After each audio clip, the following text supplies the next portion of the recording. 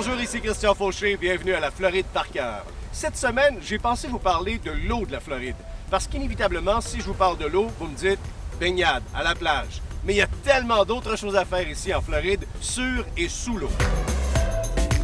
La Floride figure parmi les plus beaux endroits au monde pour pratiquer la pêche, et ce, pour tous les goûts et tous les budgets, que ce soit directement de la plage, et ce tout à fait gratuitement, vous servir peut-être des installations comme les quais, pour un modique 3 $, ou également réserver votre place sur un de ces bateaux, il y en a des dizaines à chaque jour, qui amènent les touristes pour une expérience de pêche en haute mer. Ou également, l'expérience ultime, la pêche avec capitaine privé, guide privé, sur un bateau que vous réservez pour une expérience de pêche en Floride tout à fait inoubliable. C'est le temps maintenant de regarder ce qu'on peut faire sous l'eau en Floride. Et de l'eau, il y en a. La Floride est entourée d'eau. L'océan Atlantique à l'est, tout comme le golfe du Mexique à l'ouest, cache des merveilles auxquelles vous pouvez avoir accès, que ce soit en apnée ou en plongée. Encore là, vous avez le choix du site et de l'encadrement. C'est-à-dire que vous êtes libre de plonger aux endroits où c'est permis, et en Floride, il y en a des centaines, et vous pouvez le faire de façon libre ou accompagné par des professionnels. Un des plus beaux endroits est quand même assez loin, mais ça en vaut vraiment la peine. C'est le parc national de Dry Tortugas, situé à environ 100 km de Key West et accessible seulement par bateau, et qui vous offre la possibilité d'une plongée en apnée qui va vous permettre de voir une myriade de poissons tropicaux de différentes couleurs et du corail vivant sur un tapis de sable blanc, tout juste aux côtés des remparts du Fort Jefferson. C'est un endroit parfait, même pour les débutants. Si vous n'avez pas le temps ou la possibilité de vous rendre à cet endroit, ne vous en faites pas. La Floride regorge d'endroits magnifiques pour la plongée, comme par exemple le long des Keys, où vous trouverez la Shipwreck Trail. À quelques kilomètres de la côte, la route des épaves vous attend, avec pas moins de 9 bateaux assis au fond de la mer et qui ne demandent pas mieux que de vous raconter chacun leur histoire, de par les découvertes que vous y ferez et les trésors que vous allez y découvrir.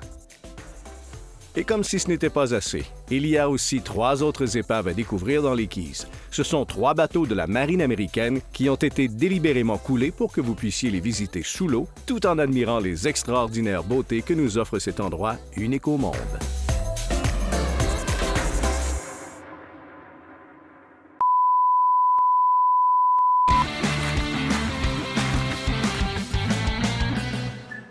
Venir en Floride et ne pas visiter les Everglades, c'est à peu près comme aller au snack bar et pas commander de poutine. Ou à peu près. En fait, les Everglades, c'est 1,5 million d'acres à découvrir. Vous pouvez le faire en autocar, à pied, en bateau, en aéroglisseur, en kayak, en canot et même à vélo. Bien sûr, un incontournable en Floride, les Everglades. 1,5 million d'acres de découvertes. Vous pourrez y voir entre autres des lamantins, des panthères, des crocodiles et des alligators. C'est d'ailleurs le seul endroit au monde où les alligators et les crocodiles coexistent.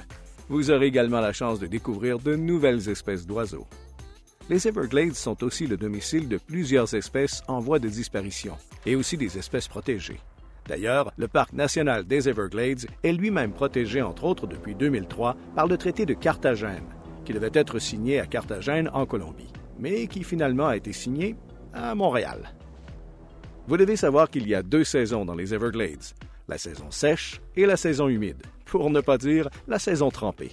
La saison sèche s'étend du mois de novembre au mois de mars, et c'est d'ailleurs la meilleure saison pour son exploration, car il y a plus d'oiseaux venus du nord pour échapper au temps froid et qui amènent avec eux leurs prédateurs.